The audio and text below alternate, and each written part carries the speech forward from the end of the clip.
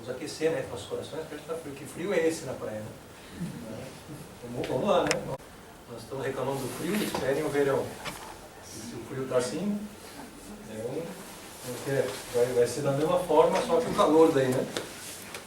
A gente trouxe hoje para a gente conversar um pouquinho o Sermão da Montanha.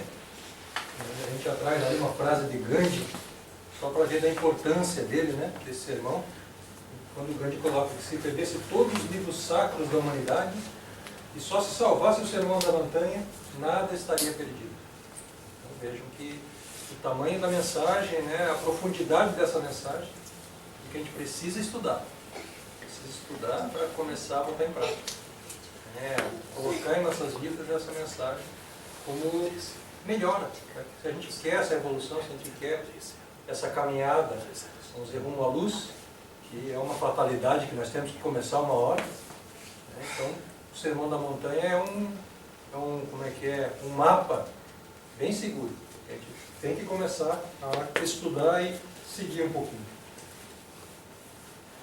Então, só para a gente entender um pouquinho, né? Jesus, na sua passagem aqui conosco, ele nos trouxe 4 sermões, tá, que estão nos Evangelhos. Né? Não vou falar sobre todos eles, vou falar só sobre o Sermão da Montanha, só para a gente lembrar. Né? Então, o primeiro deles é o Sermão da Montanha, ou das Bem-aventuranças também conhecido. Né? Mateus, Marcos e Lucas falam desse sermão. Tá? Então vejam que é um sermão que marcou bastante, que 3 dos evangelistas chamados, vamos dizer, oficiais, né? 3 dos 4, né, que são chamados oficiais, falam do Sermão das Bem-aventuranças. O segundo é o Sermão Profético. Né? Também Marcos, Mateus e Lucas também falam dele. Tem mais um terceiro, que é o Sermão do Cenáculo. Esse somente João fala dele. E tem o último, que é o Sermão dos 8 Ais, que também é bem famoso, né? E que é uma severa crítica, né? Uma demonstração aos fariseus, né? Na época. Então esse também é um sermão bem bacana a gente estudar um pouquinho, né? Mas não é o nosso objetivo hoje, esse é só Mateus fala dele.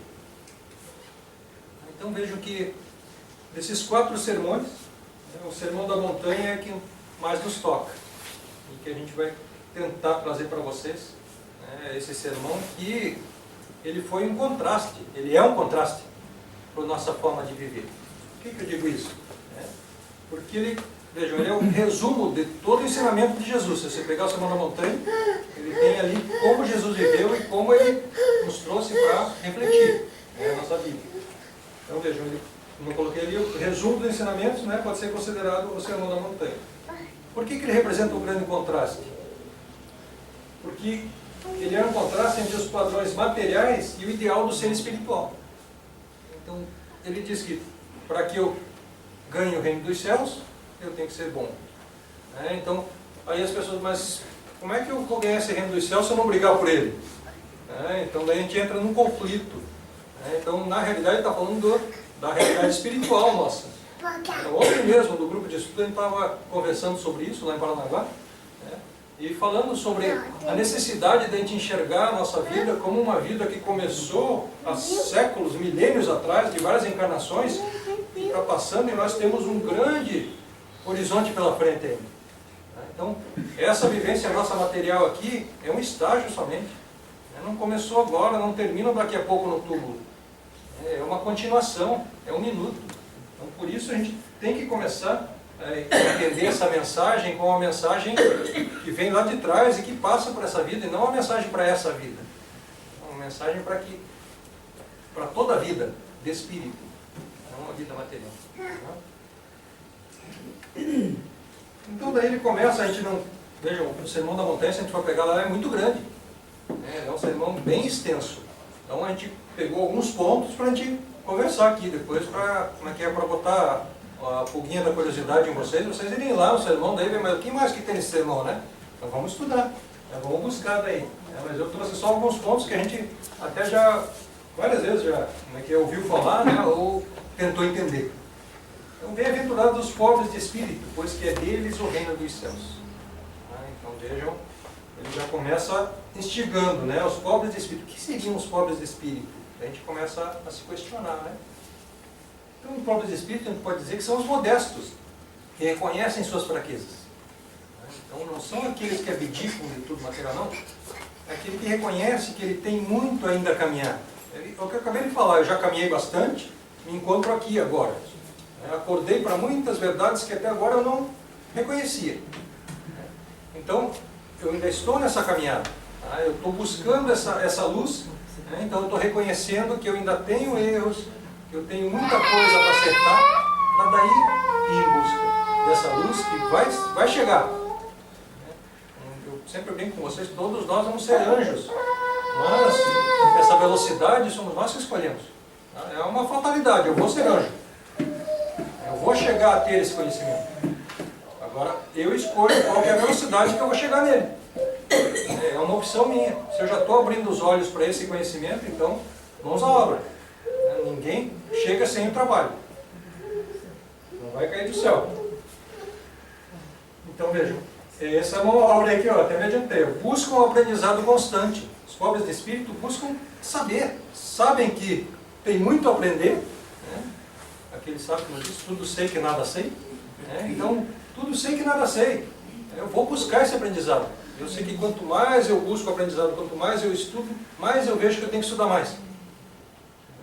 Como é que é? Às vezes a gente confunde a nossa cabeça, né? Acaba entrando nesse looping, né? Fala assim, nossa, e agora não paro nunca mais de estudar? Mas é isso. E se a gente parar de estudar, o que ocorre? A gente vê que tem várias doenças aí ocorrendo, né? Uma delas o Alzheimer, né? Que o que é? Nada mais é do que estacionamento do cérebro. Eu paro de usar. Eu sento na frente da televisão e quero que a televisão faça por mim, né? E ela vai fazer. Vai fazer o quê? Vai criar um oco. Vai criar um vazio. E daí a máquina começa a apitar. Então, vocês conhecem algum professor que esteja dando aula e tal, que está com Alzheimer? Eu não conheço. Os estudiosos e tal. Dificilmente. A gente não tem isso. A gente vai exercitando. É igual ao corpo, né? Se a gente fizer exercício, ele responde. Se a gente pegar a Veja da semana, tem lá os senhores, né? Como é que é? Terceira idade, né? Tudo musculoso. Estão fazendo agora musculação. Já é exagerado, né? Porque agora estão na academia, estão tudo participando de concurso de fisiculturismo, né? Mas o corpo responde, desde que eu vá em busca. Então ele está preparado para isso. A espiritualidade nos diz que nós viemos preparar o nosso corpo para chegar a 130 anos. Só que a gente não consegue, porque a gente mata o corpo. Por isso que a maioria de nós, conforme está lá no nosso lar, todo mundo viu o filme, né? Que eles tiveram porque ler o livro. Mas vamos ler o livro também. Que tem muita coisa boa no livro. O filme nos filtra, né? Só aquilo que chama atenção. Mas o livro nos traz muitos ensinamentos. E ali, André chega ao quê? Como um suicida, que ele nem sabia que era. E a espiritualidade nos alerta que a maioria de nós chega lá como suicidas. Então vejam só. Por que suicidas? Porque eu maltrato o meu corpo, esse instrumento, esse templo que eu tenho para evoluir. Então, se nós cuidarmos dele, nós já estamos preparados para os 130 anos. Poucos de nós chegamos lá. Eu falei poucos de nós, estou me incluindo já, né? Vamos vendo, quem sabe. Então vejam só. Esses bem-aventurados são aqueles que objetivam substituir vícios por virtudes. Nada mais eu já vim aqui, já bati nessa tecla que para que eu consiga obter virtudes, eu tenho que substituir pelos vícios que eu tenho. Que nem minha casa, eu não consigo botar 5 televisões lá dentro, eu tenho que me livrar de 4 para botar mais uma. Do tamanho, depende do tamanho da casa, né? Tem gente que tem casa que dá para botar 5. Mas, se eu tenho uma casa normal, eu não consigo ver 5 televisões. Então eu abro mão daquelas, ou eu passo adiante, ou eu vendo, não importa. Mas eu tenho que abrir. Então, a mesma coisa, o mesmo exemplo a gente pode usar com nossas virtudes. Eu não consigo manter meus vícios e trazer virtudes. Eu tenho que me livrar. Eu tenho que fazer essa transposição. Mesmo porque, geralmente, a virtude apaga aquele vício. Geralmente é isso. Então eu tenho que começar. Os bem-aventurados são esses, tá? Os pobres de espírito são esses. Então não são aqueles que vivem na pobreza, que de repente a gente começa a olhar pela letra e daí a gente se estranha. Daí tem muita religião por aí que está se estrepando porque está seguindo a letra. E daí a gente vem para o Espiritismo, né? E está aqui, fé raciocinada. Não está escrito, mas está enxergando, né? O Carlos aqui fala sempre que já está quase escrito, não fala? Então, fé raciocinada. Então vamos raciocinar. Não é para engolir isso que eu estou falando aqui, não. O Wellington veio e falou, né? E daqui a pouco sai todo mundo na praia falando, não, porque o Wellington falou isso, opa, olha eu encrencado por aí ainda, né? Não vamos raciocinar, será que eu estou falando besteira aqui para vocês? Vamos pensar nisso, então vamos refletir, é isso que a gente tem que buscar. Senão a gente está aceitando daí verdades que não são verdades. Né? Mais uma frase interessante do sermão. Bem-aventurados os que choram, pois que serão consolados. Será que são aqueles que vivem chorando a vida inteira que vão ser consolados? Vou começar agora. Não comecem, porque senão eu não consigo falar depois. Né? Vamos acalmar. Né? Então vejam, aqueles que choram, que já reconhecem que estão nesse processo de crescimento. Eu já olho para trás, eu enxergo, vamos dizer que eu não fui tão bom até agora e que eu tenho que melhorar. Um arrependimento, então. Isso, exatamente. Eu começo esse processo de arrependimento, que é o primeiro passo, eu me arrepender. É o primeiro passo para que eu consiga daí, vejam, é o primeiro passo, porque eu tenho que reparar para ir mais para cima. Então, esse processo de crescimento só passam aqueles que conseguem olhar para si e sentir realmente um remorso, porque por que eu estou dessa forma? Por minha culpa mesmo. Não é por culpa de você, não, é por minha culpa. Né? Ó, viu na praia fechando a porta. Quem pensaria nisso? Que não queríamos dentinho na praia. Então é um processo de crescimento. Aqueles que aceitam já esse processo de crescimento, e não aqueles que passam a vida chorando, né? Eu brinco sempre. Não adianta nada eu chorar, mas agora eu sou espírita, já sei. Então eu vim para sofrer com essa esposa, com esse marido, né? Mas passa a vida inteira reclamando da esposa do marido. Mas não venho de novo, né? Porque passei, né? Sou espírita. Chega do lado de lá e fala, agora vai e passa de novo sem reclamar. Vai. Então, vai perder. Então, vamos. Esse crescimento faz parte disso também. Suportar resignadamente provas e expiações. Então, eu acabei de falar, né? Me adiantei de novo. Então, eu suporto daí aquilo. Eu sei que eu tenho que passar. Tá? Por quê? Porque ninguém sofre por acaso. Então, ponto. Então, se eu estou sofrendo, não é por acaso. Eu tenho culpa no cartório. Então, vai adiantar eu me lastimar, ficar reclamando da minha sorte, ficar brincando, deixar os outros mal, né?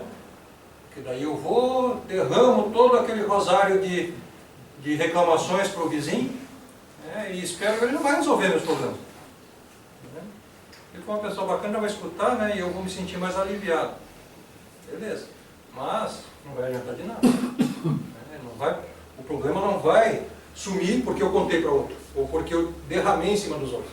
Tá? Mas não estou falando daqueles que vão e conversam com um amigo e tal, com um papo bacana. Eu estou falando daquele que acabou de me conhecer ali e me contou a vida dele. Os problemas, não é a vida, né? Não é o que está fazendo, me conta todos os problemas. Aí de repente conhece o Carlos, logo em seguida, são essas pessoas que não suportam resignadamente. Né? E muito pelo contrário, atrapalha a vida dos outros. Né? Olha lá, evitando fazer os outros sofrerem. Então eu não tenho esse direito de fazer os outros sofrerem. O sofrimento é meu. Por que eu vou carregar os outros comigo? Então não. Cada um sofre o que tem direito, vamos dizer assim, né? O que eu angariei lá atrás. Então esse sofrimento é meu. Então eu não tenho direito de fazer os outros sofrerem por mim. Então esses são os que choram. Esses são aqueles que já estão entendendo a sua posição. E por entender isso, é que eu acabo, vamos dizer assim, entre aspas, chorando, né? Porque eu sei que eu cheguei até aqui por minha causa. E daí as pessoas têm aquela curiosidade, né? Agora, nessa época muito em voga de, como é que é, terapia das vidas passadas. Mas eu queria saber o que eu era. Mas eu queria... Tenho uma certeza, né? Hoje eu estou melhor que ontem. Então, tudo que eu enxergar para trás vai ser pior. Será que eu estou preparado para isso? Então, por isso que essa terapia é bem interessante, é útil para aquelas pessoas que necessitam, né? Se livrar de algum trauma, de alguma coisa, e orientada por um profissional de acordo. Tá? Agora, somente para que eu sane minha curiosidade, olha o que eu vou abrir aí de lembranças para trás e que pode me complicar na vida agora. Então, se eu estou bem, se eu já estou reconhecendo que eu não estava tão bem lá atrás e agora já estou melhorzinho, por que eu quero saber o que eu fui? Como que eu fui? Então, Para isso a gente vai nas cartomantes aí, né? Ninguém foi escravo, né? Sempre brinco disso, né? Todo mundo foi príncipe e princesa, né? Então não teve nenhum que ajudou a construir o reino. Né? Eu não conheço ninguém que foi lá, não, cartomante falou que eu era escravo. Não. Construir pirâmide? Não. Né? Eu era o faraó, eu era o príncipe, a princesa, o rei. Não tem, né? Então, claro, o que ela disse para nós? O que a gente queria ouvir. Era isso que eu queria ouvir. Então não vai dizer nunca que eu carreguei pedra da pirâmide, né? Não vai mesmo. Bem-aventurados os famintos e os sequiosos de justiça, porque serão saciados. Então essa está bem agora atual, essa frase de Jesus. Então, aqueles que não são indiferentes, acomodados, nem aplaudem as injustiças. Então eu não aceitar mais tudo que me é jogado, né, como certo. A sociedade aceita, é certo. Não. Vamos começar a fazer o correto e não o que é aceitável. Se a minha consciência está me dizendo que tal coisa não é certa, por que eu estou fazendo? Porque todo mundo faz. Qual é a diferença que eu estou fazendo então? Então eu tenho que começar a fazer essa diferença. Se eu já estou acordando para que eu preciso melhorar, então vamos começar a fazer a diferença. Mas eu vou fazer os outros fazerem assim? Não, eu vou fazer a minha parte. Eu não tenho como forçar vocês a mudarem, mas eu posso fazer a minha mudança. E se ela me faz bem, por que eu não estou fazendo ainda? Não é? Porque me faz bem. Desde que eu comece a agir conforme minha consciência, vai me fazer bem. E daí, mas eu estou indo contra a sociedade. Mas e daí? Será que eu não sou esse agente transformador? Eu não posso ser? Mas não vou transformar a sociedade inteira, não, mas eu posso transformar a minha família. Eu posso influenciar, nem transformar, influenciar. Mas eu só tenho responsabilidade com um espírito, comigo. A mudança é comigo. Então se eu ficar pensando nos outros, não vai adiantar. Porque eu não mudo os outros. Eu tenho que começar com a mudança comigo. A gente tem essa mania, de querer mudar o mundo. Mas não muda a mim. Eu não vou conseguir. Então esses são os famintos, sequiosos de justiça. Desejam e vivenciam a verdade e o bem. Então, veja, não adianta somente a desejar, eu tenho que fazer. Mãos à obra. Não adianta eu achar bonito o que fazem, mas não fazer para mim. Nós já estamos numa fase que não adianta somente não fazer o mal. Eu tenho que começar a fazer o bem. É necessário, é urgente. O bem é um processo que eu tenho que passar. Eu tenho que arregaçar minhas mangas e fazer. Mas não estou fazendo mal. Mas estou fechando o olho para o bem que eu poderia fazer. Vai me ser cobrado. Todo bem que eu poderia fazer e não fiz, vai me ser cobrado. Quem vai cobrar? Minha consciência.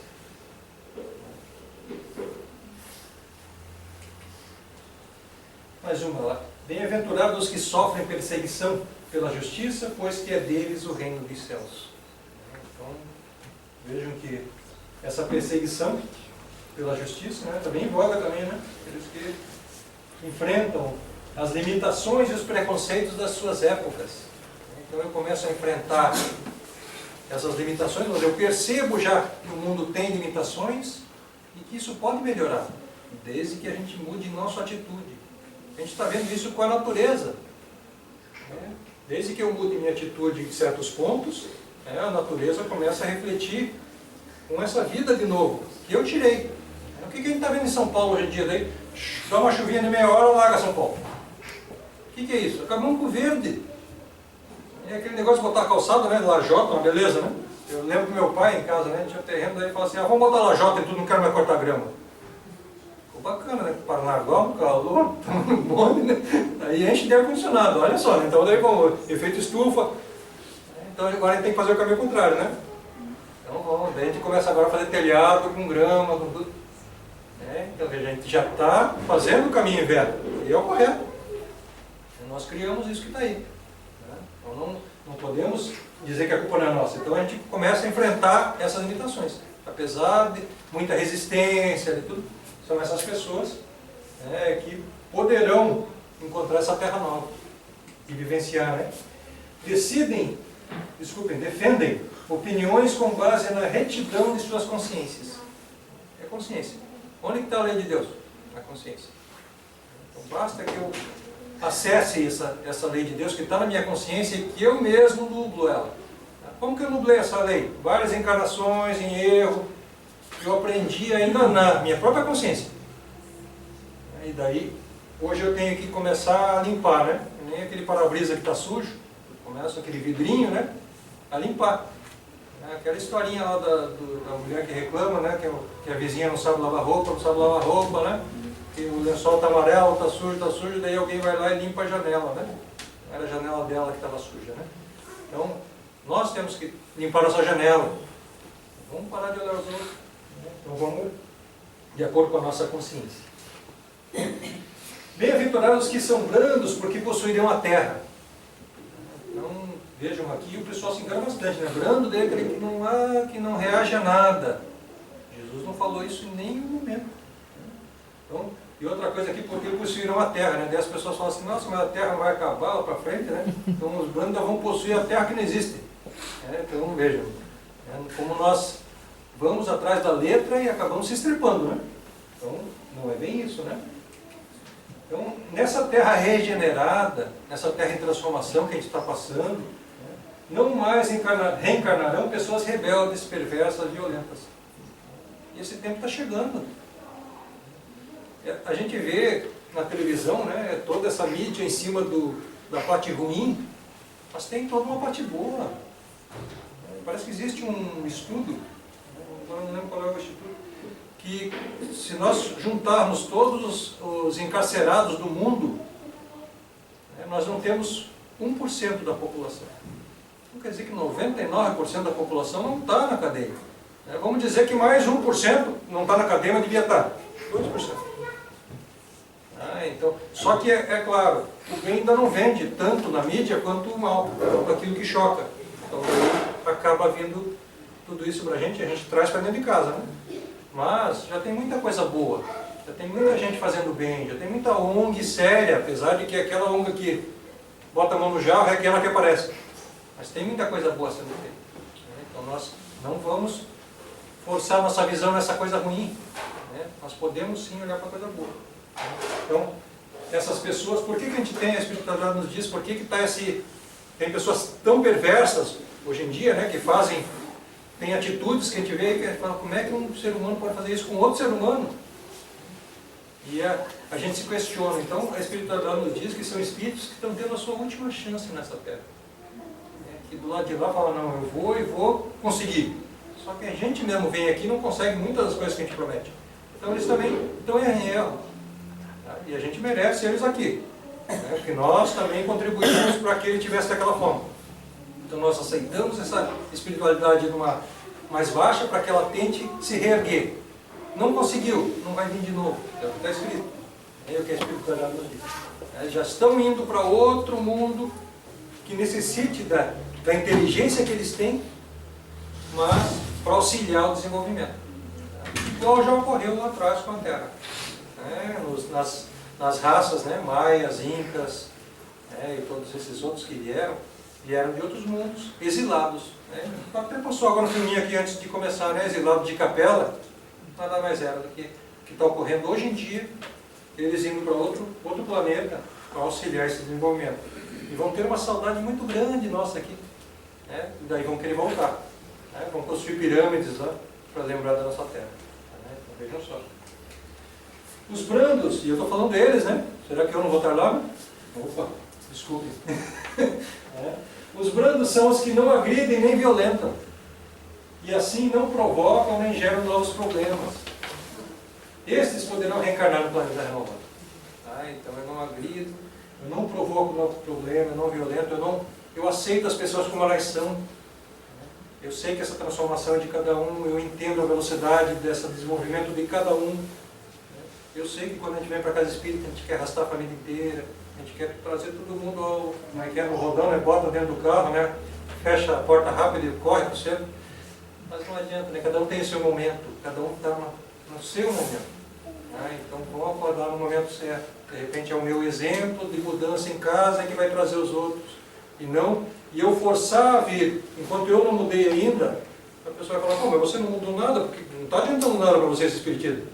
Vai adiantar para mim? E a pessoa não vem. Por quê? Porque não está vendo nada de concreto em mim. Porque eu ainda não está, vamos dizer, eu entendo essa mensagem, mas eu não aplico na minha vida. E daí não vou conseguir passar para outro. Eu vou somente parecer aquele lunático, né? Aquele religioso lunático que quer trazer todo mundo para dentro da casa espírita. Ele não vai conseguir. Bem-aventurados que são misericordiosos, porque obterão misericórdia. Então, vejam que o Evangelho, segundo o Evangelho, né, a misericórdia é o complemento da mansuetude. Então, aquele que é misericordioso, né, ele é manso. Ele é uma pessoa que consegue ver nos defeitos dos outros que a pessoa está em evolução. Né, aceita aquilo. Não fica criticando. Mesmo porque aquilo que eu enxergo nos outros geralmente é aquilo que está em mim ainda. Já perceberam isso?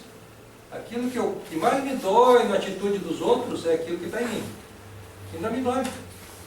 Conseguiu cutucar minha ferida. E aquilo que eu já passei, aquilo que eu já consegui suplantar, que eu vejo no próximo, mas eu entendo que é difícil de mudar e que eu vou precisar de trabalho para isso. Agora, aquilo que eu ainda não passei, que eu não consegui suplantar, aquilo dói em mim quando eu vejo nos outros. Que é um espelho. Então, ser misericordioso é suportar os defeitos alheios. Não guardar ressentimentos, não alimentar desejos de vingança, estar sempre disposto a servir, sem esperar agradecimento. Essa é mais difícil, né? Eu quero fazer o bem, mas eu quero que vocês achem ótimo e venham me agradecer por eu estar fazendo o bem. E, na realidade, eu não preciso esperar, eu não tenho que esperar, eu não devo esperar. É aquela história de a gente entrar no elevador e dar bom dia todo dia para a pessoa e a pessoa não dá bom dia para a gente. E daí? Eu vou parar de dar bom dia para a pessoa que está me influenciando, não sou eu que estou influenciando ela. Então, o bom dia vai ser bom, apesar da pessoa não querer dizer. Eu até brinquei aqui já com vocês, será que essa pessoa não é surda? E eu estou dando bom dia para ela, não está escutando, né? Eu não sei, porque eu não conheço. Tem uma história em Curitiba, que o cara dá um bom dia todo dia pro cara, e o cara, nada. Bom dia, nada. Aí teve um dia que o apartamento do cara foi roubado, né? Falou, pô, roubaram meu apartamento, mas, pô, eu nem te conheço. Sim. Eu dou bom dia pra você nem dá bom dia pra mim, agora roubaram o seu apartamento, eu sou culpado agora. Aí eu tenho que saber. Eu tenho que saber que roubaram o seu apartamento? Exatamente. Então é aquele de saber passar por suas provas, né? É o que a gente falou ali, né? Não adianta daí ele estava começando a jogar os problemas, ele conseguia jogar para cima do outro. Né? Mas o bom dia não. Então, nós temos que tomar muito cuidado com isso. E nós fazemos isso. Bem-aventurados que têm puro coração, porquanto verão a Deus. Vejam só, então, isso a gente está longe ainda, viu? A gente não consegue nem entender Deus ainda, né? Então, imagine ver. Então, não dão abrigo a paixões inferiores, ódio, inveja, orgulho, maledicência. Tá fácil, né?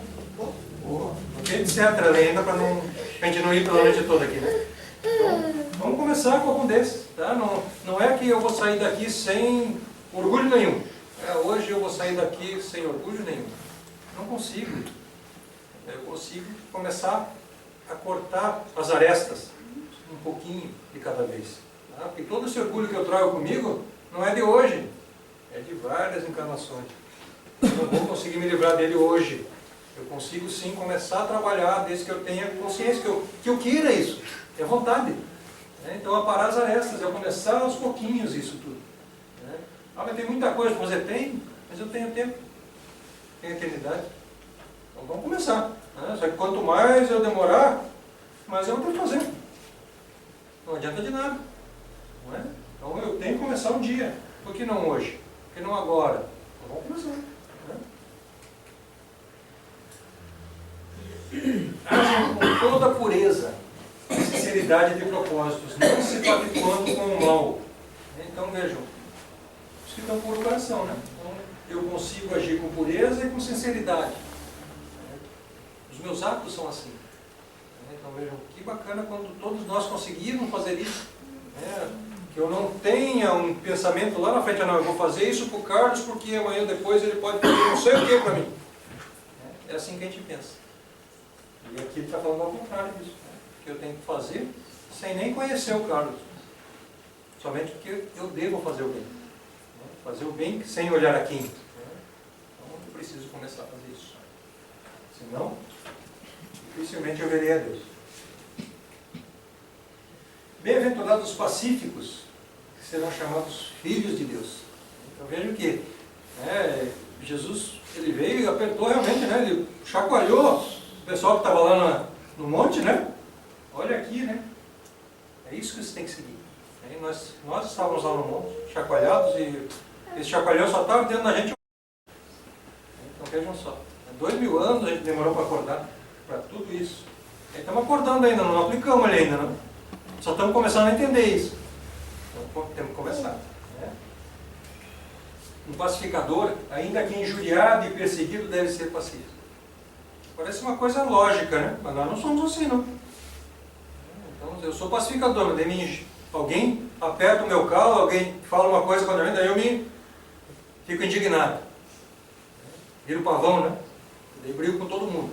Então não é um pacificador, né? É um orgulhoso. Quando está todo mundo aceitando, eu sou orgulhoso, né? Está todo mundo, que bacana, né? Aí vem alguém aqui, eu venho aqui e falo com vocês, venho aqui e falo com vocês, vocês dão risada, parece que estão gostando. Né? E amanhã depois vem alguém aqui e fala, não gostamos, mas não queria mais que venha da palestra. Daí eu, né?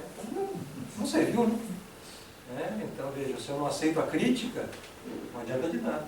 Né? Então o pacificador é assim também, então tem que ser pacífico. Né? Mesmo que injuriado. Né? Quem foi o maior pacificador que teve aqui que foi injuriado? Né? Jesus, né? Então temos o exemplo aí, né? Os que procuram conciliar tudo e todos, favorecendo a harmonia geral. É aquele que quer que tudo se encaixe. Né? Gozarão da paz e viverão, que viveram e instalaram. Então, essa paz que eu quero viver, não adianta eu esperar que vocês façam para que eu viva. Eu tenho que fazer parte dessa construção. Mãos à obra. Eu tenho que arregaçar minhas mangas, eu tenho que sujar um pouquinho a mão. Porque minha mão está suja de sangue de trás, de outras vivências. Então eu tenho esse trabalho vai limpar tudo isso, vai expurgar, vai filtrar. Eu vou me tornar melhor. Então eu tenho que trabalhar. Né? Não vai ter outra forma.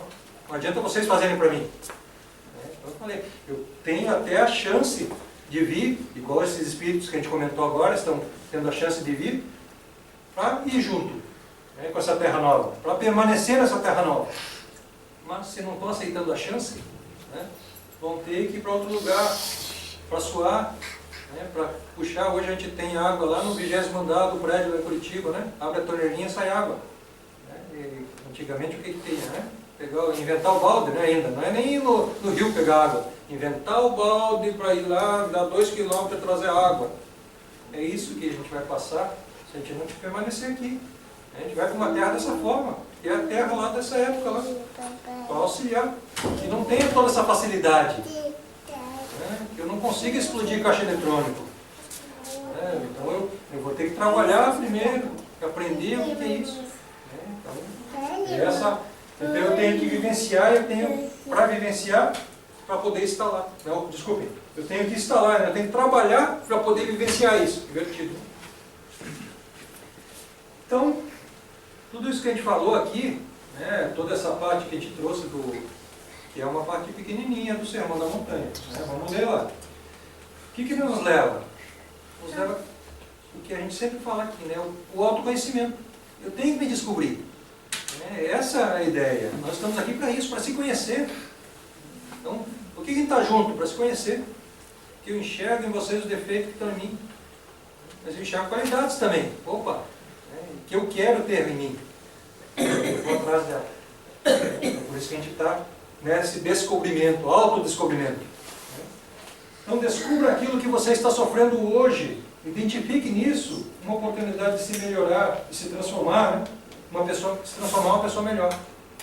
Então, o sofrimento que eu estou passando hoje vai me tornar uma pessoa melhor. Basta que eu saiba analisá-lo, que eu não fique jogando em cima dos outros como um peso meu que eu passo para os outros. Não, é um peso meu que eu tenho que carregar. É a minha cruz, como todo mundo gosta de falar, né? E a gente escolheu essa cruz. Por mais que a gente jogue fora, tem a historinha lá, né? Que a gente joga fora a cruz, joga fora, pode escolher outra, eu vou lá e escolho a mesma. Porque essa é a cruz que eu tenho que carregar. Então, vamos carregar essa cruz. E vamos analisar por que eu estou carregando essa cruz. Opa, tem que ter uma coisa. Eu não estou sofrendo por acaso. Eu sou missionário. Opa, então vamos analisar. Quem sabe, né? Quem sabe? Porque só carrega uma cruz que não é devida aquele que é missionário. Aquele que já passou por tudo e veio aqui para auxiliar. Jesus não tinha que passar por nada daquilo. Mas passou. E teve que carregar a cruz. Por nós. Teve que carregar a cruz. Não é? Então ele sim, ele pode dizer que não é devido. Agora, nós podemos dizer isso? Será que eu vim para dar um exemplo? Quem sabe? Então se eu vim para dar um exemplo, melhor ainda. Eu tenho que dar o exemplo sem chorar, né? Então vamos dar o nosso exemplo. Né? Seja como for a nossa visão, nossa, que seja ela bem feita. Então eu tenho que me descobrir. Para isso eu tenho que me descobrir. É viagem interior. Eu voltei em vez de trocar. Não, construindo-se. Tá certo. Então, para isso eu tenho que me construir. Eu tenho que construir esse homem novo. E será que, eu já falei aqui isso para vocês, até para alguns que estavam aqui, né? Que eu não tenho que matar o homem velho para isso, viu? Ele me trouxe até aqui. Apesar de muita gente falar, não, acaba com o homem velho, cria o homem novo, né? Eu vou errar de novo. Não, esse homem velho eu tenho que agradecer porque ele me trouxe até aqui. Eu vou construir esse homem novo em cima desse homem velho, com tudo que eu já conheço. Com tudo isso que eu tenho de erros também, tem que me perdoar, é auto-perdão. Para poder me aceitar, para poder começar a renovar, eu tenho que me perdoar. Então daí, por isso que ninguém consegue chegar ao resultado se não passar pelo duro processo de construção desse resultado. Eu não consigo chegar ao fim se eu não construir esse caminho. É um caminho que eu tenho que fazer. Eu fiz um caminho para trás aí, se a gente pode usar essa forma de imagem, né? Então, sempre que eu ajo em erro, eu faço um caminho para trás. Eu abro uma picada, né, na Serra do Mar. Eu vou ter que vir plantando de volta, tá? Então eu vou ter que dar esse passo para trás para começar a acertar tudo isso que eu errei. Mas eu tenho que aceitar isso. Então, ninguém consegue construir um resultado se eu não fizer parte dele, se eu não for em busca. Tá? Então, eu tenho que fazer aquele processo de construção. De quanta terra um homem necessita? Eu poderia perguntar para vocês. Nós temos um conto bem interessante de Leon Tolstói, né, que é aquele escritor russo, né? Leon Tolstói, só para vocês devem conhecer ele é mais conhecido por aquele livro Guerra e Paz. Né? Mas, por volta dos 40 anos, ele já, a gente pode usar o termo podre de rico, né? Ele entrou em conflito com a religião russa e ele encontrou o Sermão da Montanha. E ele falou, não, eu vou viver conforme o Sermão da Montanha. Então ele doou grande parte de sua fortuna, criou várias instituições de caridade, né? E começou a tentar passar o Sermão da Montanha como vivência dele, como exemplo. Veja que bacana. E ele, até hoje, é conhecido como um ponto moral da Rússia, né? Toda a vivência dele. E quando ele estava encerrando a vida, ele começou a escrever vários contos para reflexão do Sermão da Montanha. E um deles tem esse tema, de quanta terra um homem necessita. Ele fala que um peregrino russo sempre queria possuir terras, né? E ele comentou com os amigos que se ele tivesse uma terra que ele pudesse chamar de sua, num tamanho considerável, nem o diabo poderia tentá-lo. E dizem que o diabo escutou ele falando. E daí deu condições de ele ter cada vez mais terra. E ele começou a ter um monte de terra e nada satisfazia esse homem. Então daí ele migrou para uma parte lá sem muitas pessoas lá da Rússia, um interiorzão da Rússia, e chegou lá para a pessoa que coordenava aquele vilarejo, né, e a pessoa lançou um desafio para ele, que ele poderia ter toda a terra que ele quisesse, desde que ele conseguisse circundá-la num dia. Então a ganância, ele dormiu à noite, de manhã ele acordou cedinho e começou a andar. Circulou uma grande extensão de terra, uma floresta, né, e lá no finalzinho da tarde ele estava chegando já esbaforido, quando ele cai no chão. Ele caiu morto. E daí Leon Tolstói encerra o conto dessa forma. 1,90 m, essa era a altura do peregrino. Era disso, era dessa terra que ele precisava. Então vejam, eu não consigo levar nada para o lado de lá. O que eu estou guardando tanta coisa? Eu ia falar 7 palmos e É. 3 palmos pro lado. E hoje em dia não é, hoje em dia a gente já pode, como é que aprimorar esse conto de Leon Tolstói, né? Que já estão enterrando as pessoas de pé, né? Para aproveitar espaço. Então nem 1,90 m mais precisa, né? Então um pouquinho mais aqui já consegue enterrar a pessoa. Então vamos pensar em quanta terra a gente necessita, né? Para não cair no conto aí de Leon Tolstói, né? Então a gente precisa dessa paz de espírito, precisa, e eu tenho que construí-la. Eu não vou encontrar ela em lugar nenhum, não tem à venda aqui no centro. Não tem. Não conseguimos, né? Até procuramos lá na livraria, lá em Curitiba, tudo, a gente vai lá e tal. Já tem paz de espírito para vender? Não tem. Né? Apesar de ter religião vendendo aí. Então cuidado, né, o que a gente compra. O sermão sugere que tudo aquilo que é colocado como bem-aventurado, se bem vivido, bem experimentado, o resultado final desse processo é o sentimento de completude. Então, vai me completar se eu conseguir viver, se eu conseguir aprimorar, conseguir botar em prática. Não estou falando que a gente vai sair dessa vida agora vivendo conforme Tolstói tentou viver e não conseguiu. Não, eu tenho que começar a fazer esse processo. Isso vai me completar. A gente vê hoje em dia tanta depressão aí fora, tanta síndrome do pânico, pessoas que têm tudo materialmente, mas dizem vazias. O que é isso? Essa falta de sentimento de completude. Por quê? Porque eu sinto que eu vim aqui para fazer algo mais. Não somente para ter, eu vim aqui para ser. E eu não estou sendo. Eu estou lutando atrás para ter, e não me completo. Eu tenho que frear isso. Será que eu preciso de tanta coisa? Quanta terra eu preciso?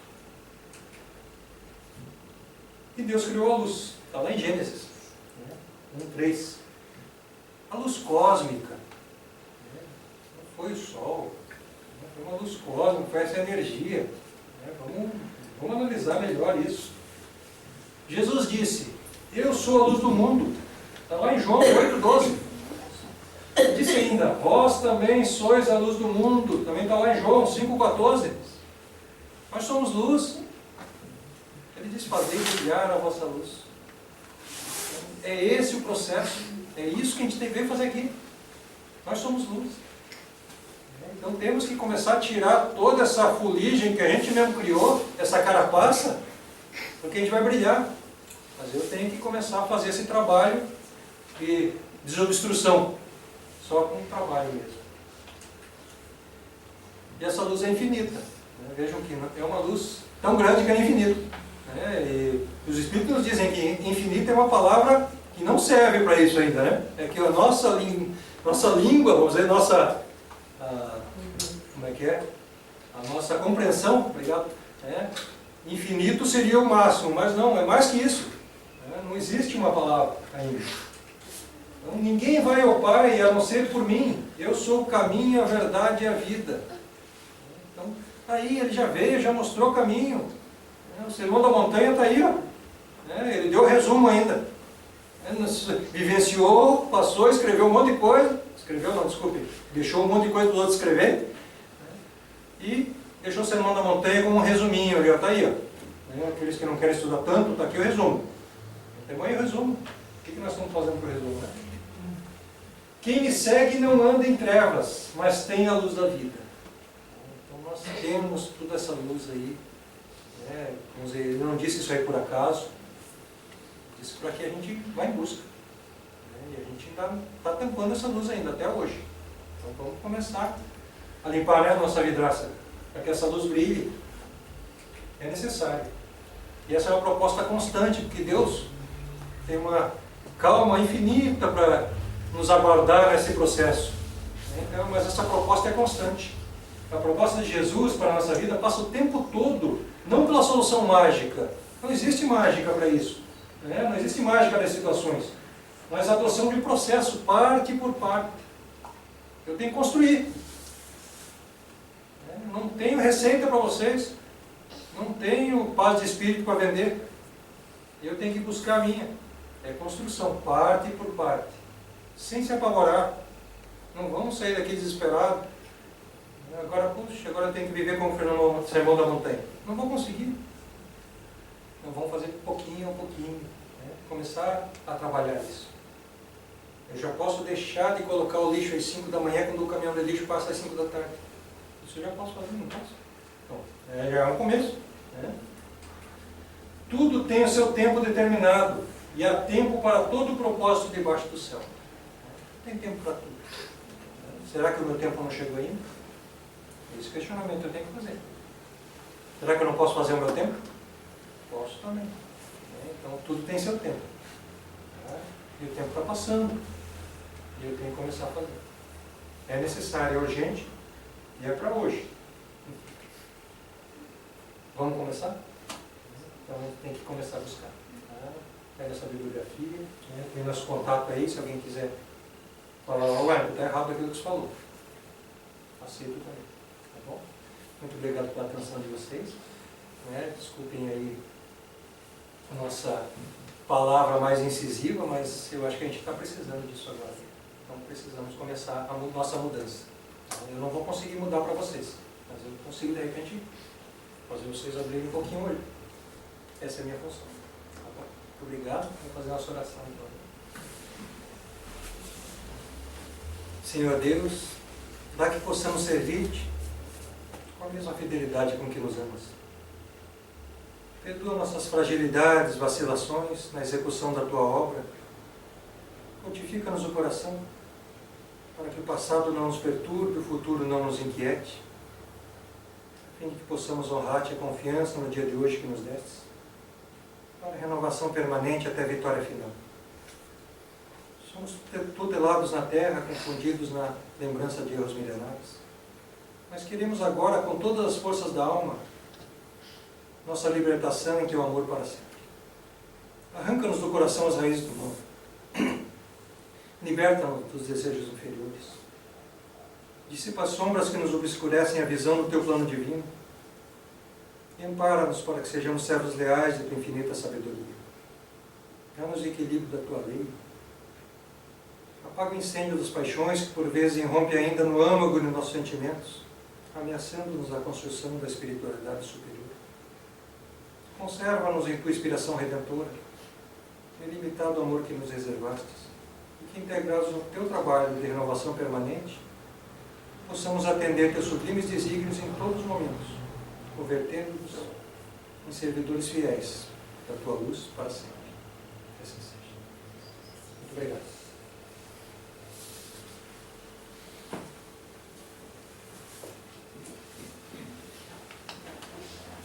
Obrigado, bem. Muito obrigado mais uma vez por estar aqui conosco, sempre muito carinho, muita atenção de todos nós. Agora todos estão convidados aos passes, pois temos água frutificada. Gostaríamos de nos manter em silêncio, porque todos nós estamos sendo atendidos pela espiritualidade, para que a harmonia se faça sempre presente conosco. Que todos possamos ter um bom retorno nos nossos lares. E vamos aos passos. A Neide, o Carlos, o Julião e a Dona Francisca.